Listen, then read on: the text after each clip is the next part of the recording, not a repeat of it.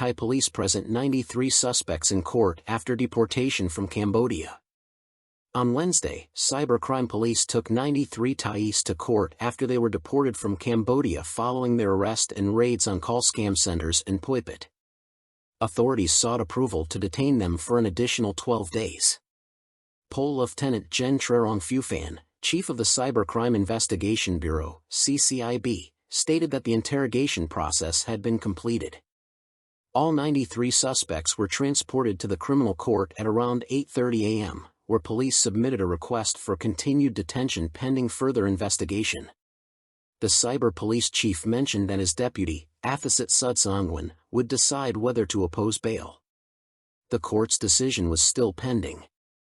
These 93 suspects were among 119 Thai nationals, 61 men and 58 women, who had illegally entered and worked in Cambodia. They were deported back to Thailand on March 1 through the Poipet border checkpoint. The Cambodian National Police General Directorate announced the arrests following raids on February 22 and 23 at two locations in Poipet City, Banti Meanchey Province, bordering Thailand's Sa Kaeo Province.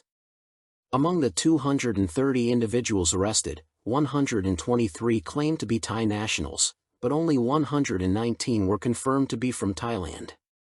The remaining detainees were identified as Myanmar and Lao nationals. On Tuesday, Pol Lieutenant Gen Trerong said arrest warrants had been issued for 100 Thais, with 7 already facing legal action. The number of suspects under detention now stood at 93, comprising 48 women and 45 men. They were held at Pak Kret Police Station in Nonthaburi and Thong Song Hong Station in Bangkok. According to the CCIB chief, 19 of the 119 Thais were not subject to arrest warrants, including 4 minors under 18 years old. The remaining 15 had not been found involved in call center scams but were apprehended in another building. However, these 15 individuals were reportedly involved in online gambling operations in Cambodia, the CCIB chief added. DSI stands firm on Senate election investigation despite opposition. Despite strong opposition from the Senate, the Department of Special Investigation, DSI's Special Cases Board confirmed it would decide on Thursday whether to launch an investigation into collusion during last year's Senate election. The board, chaired by Deputy Prime Minister Phumtham Wechayachai, had initially planned to make a decision last Tuesday but postponed it for further review. The Election Commission, EC, was invited to provide information on Wednesday. Justice Minister Thoi Suebsang, also a board member, stated that Thursday's meeting should not be delayed again. Pol Kal Thoi, who oversees the DSI, explained that if the board accepts the case, a team of special case investigators will work with prosecutors. If rejected, the case may be forwarded to other relevant agencies. The complaints regarding vote fixing were lodged by a group of unsuccessful candidates, alleging that the EC had been slow to act. The allegations appear to target the so-called Blue Bloc senators, who are known to support the Bum Jathai Party, BJT, a coalition government member. The Senate has threatened to seek the removal of Pol Kal Thoi following the DSI's suggestion that last year's Senate election might have been rigged. Pol Kal Thoi previously dismissed a Senate petition demanding his removal for alleged abuse of authority, insisting that the DSI's probe was not politically motivated. He stated that some election-related allegations involved criminal offenses under the Criminal Code, meaning the DSI should handle them. The DSI's preliminary investigation suggested that influential groups orchestrated illegal activities, and the agency is now assessing whether the alleged offenses amount to criminal conspiracy. The Justice Minister noted that no board member had questioned the DSI's preliminary findings, which indicate that there are sufficient grounds for a formal investigation. During a Senate session on Tuesday, Blue Bloc senators attacked the Justice Minister and the DSI over the planned investigation. Pol Maj Gen Chatrawat Sengphet, a senator and chairman of the Senate Committee on Independent Agencies Affairs, accused the DSI of being plagued by political interference despite being responsible for complex criminal cases. He also accused the Justice Ministry of giving preferential treatment to former Prime Minister Thaksin Shinawatra during his detention at the Police General Hospital. The senator further stated that the allegations of collusion and criminal conspiracy had damaged the reputation of senators. A legal team had been assigned to take legal action against those making defamatory claims, he added. Sanalan Kotwerki suggested that the DSI, which is prone to political interference, should be transferred to the supervision of the Office of the Attorney General to maintain its independence.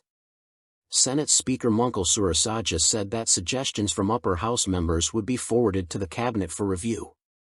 The 200-member Senate was chosen from 20 professional groups in a month-long selection process involving local, provincial, and national-level voting rounds, amid allegations of vote manipulation. Thai MP stands by Uyghur letters claim. Fair Party MP Kannavee Suebsang insisted on Tuesday that the 3 letters he claimed to have received from Uyghurs detained in Thailand were genuine.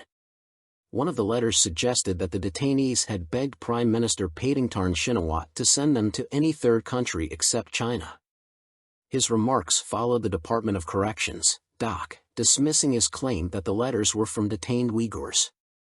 Citing an investigation by Klong Prim Central Prison, the DOC stated it found no evidence confirming the authenticity of the letters. Uyghur detainees denied writing them while being held at the facility in November, contrary to Mr. Kannavee's claim. Prison officials also compared the detainees' actual handwriting with that in the letters and found them completely different, according to the DOC. On Friday, Mr. Kannavee released 2 of the letters allegedly written by detainees, appealing to the UNHCR and the international community to prevent their repatriation to China due to safety concerns. Another letter was reportedly addressed to the Prime Minister, requesting to be reunited with their families in Turkey, where they had been granted asylum. Mr. Kannavee clarified. I never claimed these letters were officially released by the DOC. I obtained them from some detainees at the Suan Phu Immigration Detention Center in Bangkok. According to him, the letters came from 7 detained Uyghurs, 5 of whom remain in detention, while the other 2 have already been deported to China. Government spokesperson Jirayu Hongsub questioned why Mr. Kannavee did not pass the letter intended for the Prime Minister to her in November when he first received it. He also questioned the MP's decision to publicize the letters only recently, despite having them since late last year. Thailand proposes limited alcohol sales on Buddhist holidays. Thailand has proposed allowing limited alcohol sales on Buddhist holidays to cater to tourists, marking another step in its strategy to attract more international visitors. The Alcoholic Beverage Control Committee recommended on Tuesday that sales be permitted on 5 major Buddhist holidays but only at specific locations: international airports, nightlife venues, hotels, tourist attractions, and national event sites. This policy could take effect as soon as Visakha Bucha Day on May 11, said Deputy Prime Minister Prasert Jantarerwangtong, who chairs the committee. The proposal is subject to a 15-day public hearing before moving to the Ministry of Public Health for certification and final approval by the Prime Minister.